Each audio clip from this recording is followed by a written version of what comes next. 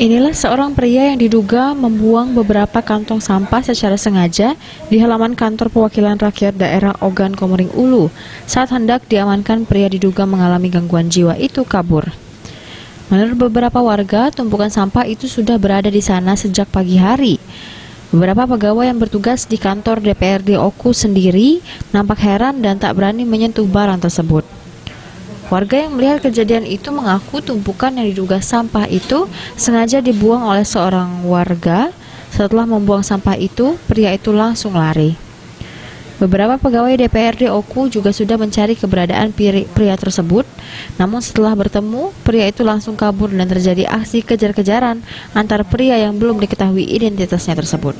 Ini barang ini dari pagi dia nih, apa tahu berisinya, cuma kata uang dia nih, entah bawa uang, tahu gila, tahu saya tak tahu aku. Siapa, pria atau wanita tuh? Ya pria, ada tua juga lah uangnya, kata uang. Ada kawan-kawan yang ngomong. Ini baru pertama kali Pak terjadi. Ya, pokoknya dari pagi dia nih. Oh gitu. Iya, jadi kami belum berani nak nyentuhnya dia nih. Tak ada apa kita tak tahu. Oh iya. Ari Pranika, PAL TV.